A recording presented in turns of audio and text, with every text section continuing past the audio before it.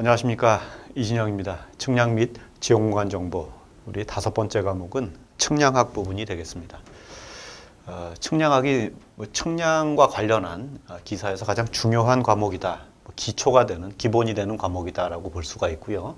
그 중에 첫 번째 우리 총론에 해당하는 부분은 측량학이 개념이 뭐냐, 그리고 측량에 대한 어떤 분류, 이런 부분이 기본적인 내용이 되겠습니다. 그래서 우리 측지학이라고 하는 첫 번째 과목에 우리 측지학 부분이 있었죠. 이 내용, 측지학의 어떤 개론에 대한, 총론에 대한 부분하고 거의 내용이 비슷하다, 이렇게 이제 볼 수가 있습니다. 똑같은 내용이 다시 반복되는 경우도 있어요. 첫 번째 정의를 보시면, 측량이라고 하는 것은 위치 관계를 규명을 하고 그 특성을 해석하는 것이다. 그래서 이제 뭘 하는 거냐면 도면을 만드는 거죠. 그렇죠? 도면을 만들고 그것들을 정량화한다든지 그런 부분이 측량이 되겠습니다. 위치관계, 그러면은 평면적인 위치관계, 2차원의 평면의 위치관계일 수도 있고요. 3차원의 위치관계, 최근에는 여기다가 시간의 개념까지 포함해서 4차원의 위치관계를 이제 표현해주고 있죠. 그러니까 전통적인 그런 측량이라고 한다면 이런 식으로 정성적이라기보단 정량적인 위치관계를 얘기하는 것을 측량이라고 얘기를 했다면, 최근에 정성적인 부분이 부각이 되고 있죠.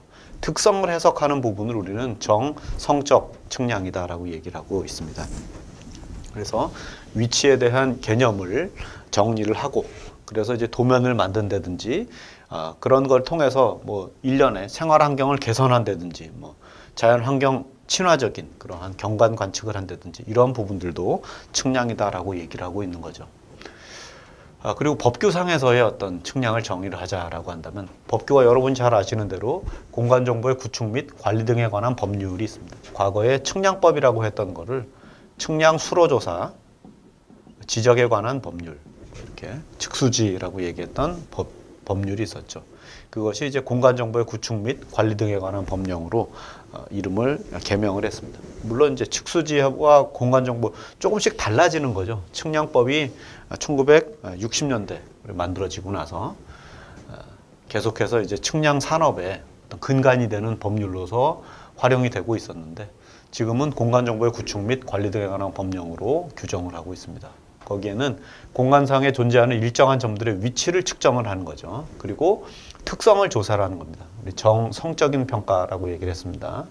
그 다음에 도면과 수치로 표현을 하거나, 그래서 이렇게 측정하고 조사한 것을 표현을 해주는 그런 방법도 측량이라고 얘기를 한다면, 그 표현되어 있는, 그러한 표현되어 있는 어떤 일련의 도면의 내용을 현재에다가, 지금 현지에 다시 재현해 보는 것, 그런 것도 측량이다라고 얘기할 수가 있고요. 거기에다가 측량용 사진의 촬영이라든지 지도의 제작, 또 각종 건설 사업에 요구하는 도면을 만든다든지, 그러니까 측량을 해놓은 것들을 도면화하는 것, 사진을 찍어서 도면화하는 것, 그것이 이제 건설 사업에 이용이 된다라고 한다면, 그런 일련의 도면화 작업, 이런 것들을 측량이다라고 얘기를 하고요. 특성을 해석하는 것까지 포함되고 있다라는 것 기억을 해두시면 되겠습니다. 연혁을 보면 크게 중요한 내용은 아니죠. 기원전 3000년경에 이미 측량이 시작됐다라는 얘기하고요. 그 다음에 15세기에 컴퍼스를 발명을 해서, 컴퍼스라는 게 여러분이 잘 아시듯이 뭡니까? 나침반을 의미하게 되겠죠. 그렇죠? 먼 바다에 나가서 어떤 방향으로 가야 내가 목적하는 곳으로 갈 수 있느냐라고 하는 게 대항해 시대를 여는 그러한 어떤 귀중한 발명품이다라고 얘기할 수가 있습니다. 나침반이 가리치는 북쪽을 우리는 자북이다라고 얘기를 하고요. 현재 우리 얘기하는 진북과는 좀 차이를 두게 되겠죠. 자북과 진북의 차이를 자침편차, 이렇게 얘기하게 되는 거죠. 17세기에 버니어를 만들고 트랜sit, 그 다음에 20세기를 넘나들면서 19세기, 20세기를 넘어오면서 어떤 사진 측량, 또 비행기가 만들어지고 이런 것들, 사진과 어떤 항공기, 그것들이 조합을 하면서 우리가 사는 곳에서 먼 곳에 위로 올라가서 밑에를 조망하는, 그래서 지금 이 전까지는 지상 측량을 했다라고 한다면 어떤 사진에 의해서 사실 항공기에 의한 항공사진 측량이 대두가 되고 또 거기에서 이제 우주 공간까지 넘나들면서 우주 공간에서의 위성을 이용을 한 관측. 지금 현대 측량이라고 한다면 사진을 이용하거나 뭐 물론 이제 위성도 사진을 찍어서 혹은 영상을 촬영을 해서 위치 관계 혹은 뭐 특성을 해석하는 그런 형태로 측량이 지금 발전해가고 있다. 그러니까 세계적인 역사로 보면 이런 식의 역사를 볼 수가 있는 거고요. 우리나라 같은 경우도 뭐 그냥 간단하게 보시면 신라 시대나 혹은 고려 시대, 조선 시대를 넘어오면서 뭐 지형도도 만들고 지리도도 만들고 뭐 여러 가지 그런 결과물들이 있었다라고 하는 것들을 문헌에서 증명을 해주고 있죠. 그리고 조선 시대에 넘어오면서 세계 지도도 만들고요. 1400년대 초에 세계 지도도 만들고 조선 중후기로 가면서 보다 현실에 우리가 지금 보고 있는 지도와 근접한 지도가 제작이 되는 그게 1800년대에 넘어오면서 그런 여러 과정들이 이렇게 진행이 됐다. 그리고 혼일 강리 역대 국도 지도 이건 사실 우리나라에 있지도 않고 일본에 있죠. 일본에 있는데 아무튼 이런 지도, 세계 지도를 제작을 했다. 그러니까 우리가 뭐 전 세계를 돌아다니면서 우리 김정호 고산자라고 얘기를 하죠. 고산자 김정호 선생. 국토지리정보원에 가보면 동상이 딱 서 있습니다. 지리원에 가보면 동상이 서 있죠. 이분은 뭐 대동여지도라고 하는 이분을 모티브로 해서 쓴 소설이 있습니다. 대동여지도라는 지도도 있지만 소설 대동여지도라는 것을 제가 뭐 대학 다닐 때인가요? 뭐 이렇게 본 기억이 있는데, 대학 다닐 때보다는 더 뒤에 얘기겠네요. 아무튼, 한반도를 이렇게 돌아다니시면서 김정호 선생이 자기가 직접 지리를 익히고 그리고 또 지도를 제작을 하고 그거에 대한 결과물이 대동여지도가 되는 거죠. 근데 이제 세계 지도라고 하는 거는 그런 식으로 돌아다니면서 그렸다기보다는 중국이나 외국에서 들여온 어떤 그 지도에다가 우리나라를 갖다 붙인 거죠. 이제 그런 형태로 제작을 했던 세계 지도가 있었다.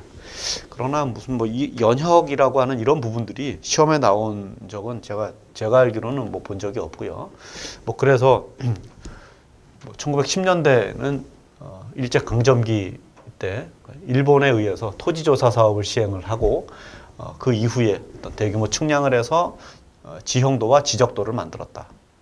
그리고 정부 수립 이후에 어떤 6.25 한국 전쟁을 거치면서 측량에 의한 항공 측량에 의한 사진을 만들었다. 사진 지도를 만들었다.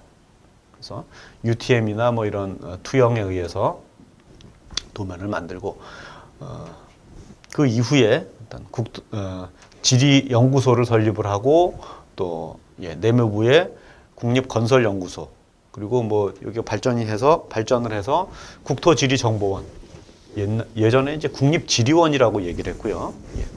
국립건설연구소, 국립지리원 그러면서 이제 국토지리정보원 이렇게 이제 발전을 하게 되는 거죠. 그리고 1960, 70년대에 네덜란드가 사실은 그때 항공 측량의 어떤 선진 기술을 갖고 있던 나라여서 이곳으로 좀 많은 우리 선배 측량 하시는 분들이 이제 여기에 유학을 하면서 항공 측량에 대한 기술들을 전수를 받게 되는 거죠.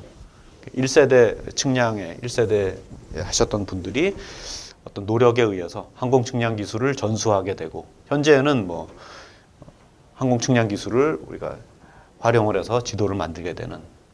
근데 사실 뭐 이 총론에서 다룰 내용이고요. 이런 스토리가 있었다라는 것 정도만 알아두셔도 될 것 같습니다. 그래서 지리원을 만들게 되고 뭐 5,000분의 1 지도를 만들고요. 현재는 수치 지도를 만들게 되죠.